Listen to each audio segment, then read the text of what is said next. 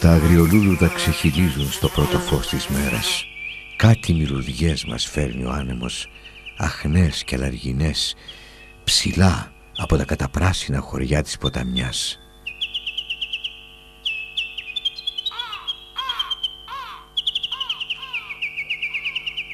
Μοναδική η φορεσιά της γης στην ποταμιά με το πολύχρωμο παχνοήφασμα του κορμιού της. Γαλάζια, άσπρα, κόκκινα σημάδια στα ξώσαρκα τροφαντά της στήθια ανθοβολούν στους δρόμους της ψυχής και της αγάπης.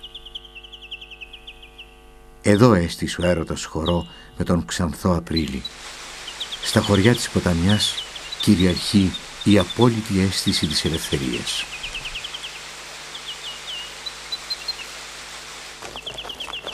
Τα μικρά αγγελούδια στη Βαλαώρα ξεχυλίζουν από ξερνιασιά στο κόκκινο καλόστρωτο γρασίδι της γης. Τα παιδάκια στη Χρύσο ξαναβαπτίζονται στις αρχαίες βρύσες του χωριού σαν αέρινες νεφέλες, οι γεννήτρες των βροχών. Οι φωνούλες τους, ανάσα του υγρού στοιχείου, άκουσμα γλυκόθωρο, μεταφέρουν τον ύμνο της αμεριμνησιάς στο σιωπηλό τοπίο της ανθρώπινης φωνής.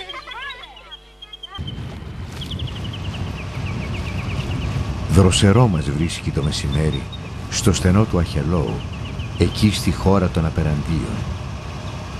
Η βάρκα του Χαρίλαου σκίζει το υγρό τοπίο, αφημένη στην ελπίδα του απλού καλού ανθρώπου. Μακριά η καπνή των λουλουδιών της καλοσύνης, κοιτάσματα κομμένα σαν φλουριά στον ήλιο. Μέλισσες ιστορούν υφαίνοντας στο παρθένο τοπίο το ανθρώπινο είδος που όλο πλέει με πάθος στις οριζόντιες λίμνες των Άρκισσων. Τα ψυχωμένα κι άψυχα, όλα εν αρμόνια, έχει ταιριάσει ο ένας ιερός που ολόφαντα γεμίζει λυρισμό την πλάση. Μέσα από τα φύλλα ο ήλιος ρίχνει το στερνό του φως στο βαθυπράσινο πρόσωπο της γρανίτσας. Το χωριό του ποιητή των παιδικών μας χρόνων, αγαπημένο, ήσυχο χωριό που τις καθημερινές σκηνές του αποθανατίζει ο πολυσύνθετος λυρικός ζωγράφος Λευτέρης Θεοδόρου, γέννημα θρέμα της γρανίτσας. Ονειρικές οι συνθέσεις του πλημμυρίζουν φως και δύναμη, αποτυπώνουν την άγρια φύση της πατρίδας του, τις καθημερινές ασχολίες, τα ήθη και έθιμα των κατοίκων. Φιλοσοφικό και αλληγορικό το έργο του, εντυπωσιάζει για την εσωτερικότητά του, την ζωντάνια, τον χρωματικό του πλούτο. Πίσω από την πλαστικότητα των μορφών του υπάρχει ένας πλατήτατος κόσμος, μια θεωρία του απέραντου κόσμου του ήλιου.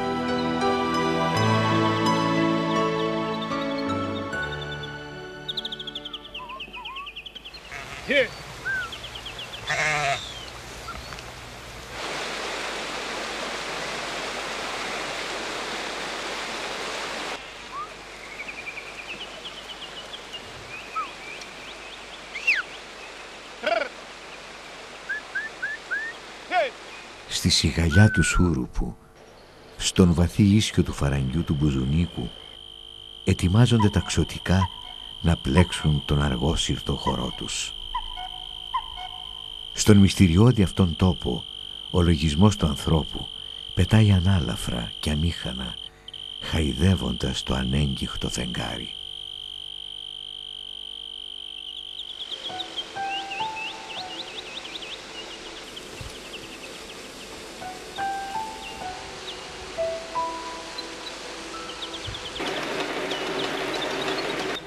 Ο Κυριάννης ο Μυρωνάς έπιασε από το πρωί δουλειά στον παλιό του Νείλο.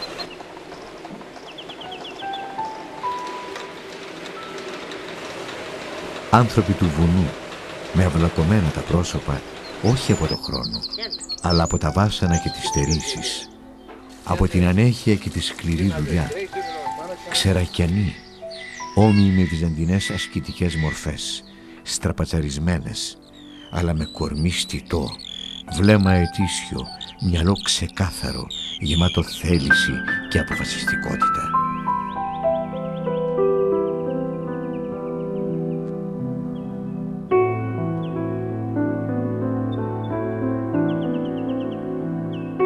Στα γραφικά κέδρα του Ασπροποτάμου η Κατερίνα έβαλε μπρος τον αργαλιό της.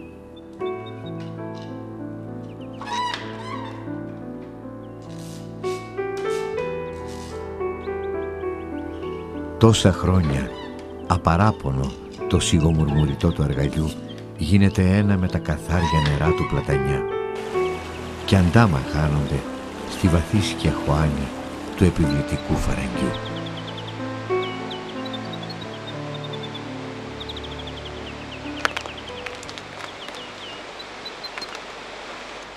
Στην Πρασιά, αιώνες τώρα, στέκεται ολόρθο, στιτό και αγέροχο το περίφημο υπεραιωνόβιο κυπαρίσι ύψους 35 μέτρων που 3 άνθρωποι δεν μπορούν να το αγκαλιάσουν. Έχει χαρακτηριστεί μνημείο της φύσης.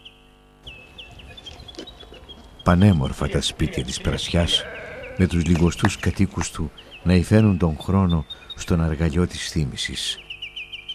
Χωριά με πυκνή βλάστηση συνθέτουν ένα τοπίο απαράμιλης ομορφιάς.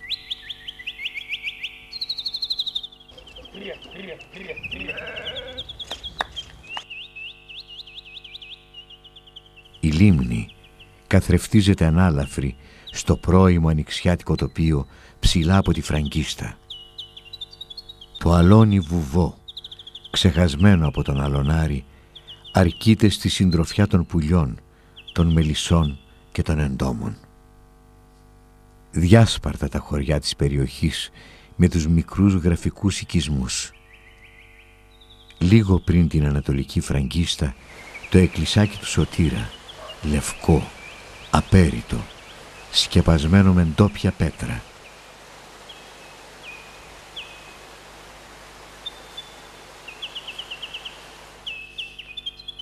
Τα γλυκά κελαϊδίσματα των αηδονιών μας μεταφέρουν στο περίφημο μοναστήρι της Παναγιάς της Τατάρνας.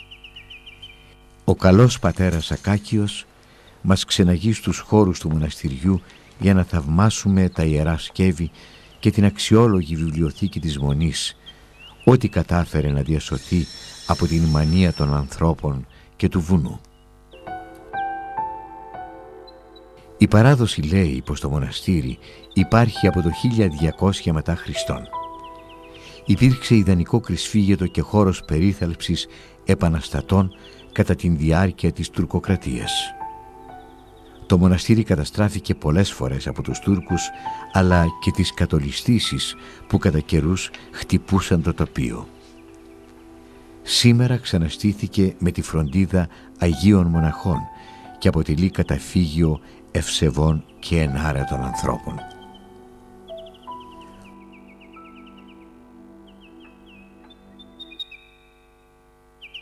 Πριν μερικά χρόνια, ακριβώς κάτω από το μοναστήρι κυλούσε τα γαλάζια νερά του ο αχελώος ποταμός, ο ασπροπόταμος των δημοτικών τραγουδιών.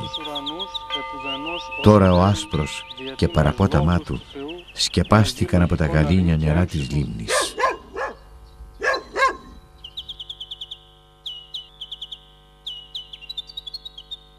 Άγραφα, μια χώρα ανυπότακτων ανθρώπων στην κεντρική εξουσία, χώρα λιμέρη πρωτοκλεφτών και ηρωικών καπεταναίων, του Γεροδήμου, του Μπουκουβάλα, του Κατσαντώνη. Εδώ κατοικούν τα άγρια και τα ήμερα του βουνού και του λόγκου.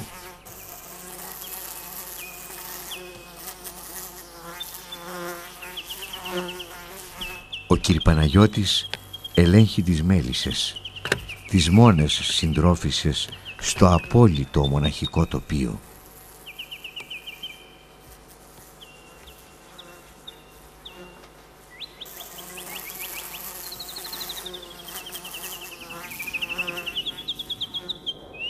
Πιο κάτω ο Μάραθος. Μοναχικά, αργόσυρτα τα βήματα του Μπαρμπαγιάννη οδηγούν τον 90χρονο και πλέον γέροντα στη σιωπηλή εκκλησιά των Αγίων Ταξιαρχών. Κάθε μέρα ο ίδιος μοναχικός δρόμος. Άγραφα, το ιστορικό χωριό περιτριγυρισμένο από ψηλές βουνοκορφές και φαράγγια. η συμπρωτεύουσα του νομού Ευρυτανίας. Η παραδοσιακή αρχιτεκτονική του χωριού καταστράφηκε όταν οι Ιταλοί έκαψαν το χωριό.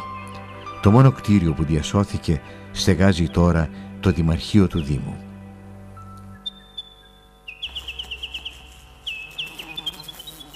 Κοντά στα Επινιανά βρίσκεται η μονή της Παναγιάς της Στάνας, χτισμένη σαν αετοφολιά στη σπηλιά ενός απόκρημνου τοπίου.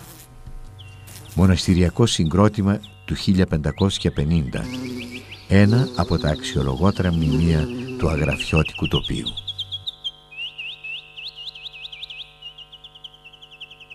Εδώ η καρδιά γαληνεύει. Ο νους υψώνεται εις θεωρίας πνευματικάς και το μάτι χαίρεται τα μεγαλεία του δημιουργού. Στα Βραγιανά, ο χώρος όπου βρίσκεται το Ελληνομουσείο των Αγράφων με τις πρωτομές των Αναστάσιου Γόρδιου και Ευγένιου Γιαννούλη, διδασκάλων του γένους.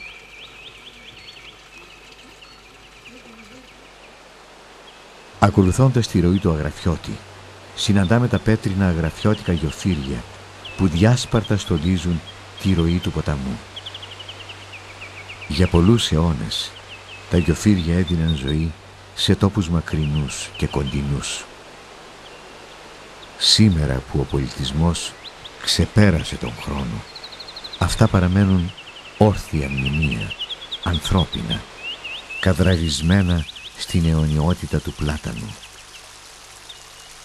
Γεφύρια μονότοξα, όπως στη Χρύσο και στη Βίνιανη, στέκονται σαν λαϊκές ζωγραφιές, που ο καλλιτέχνης, χωρίς να αγνοήσει ή να δαμάσει τη φύση, διάλεξε να εναρμονιστεί μαζί της.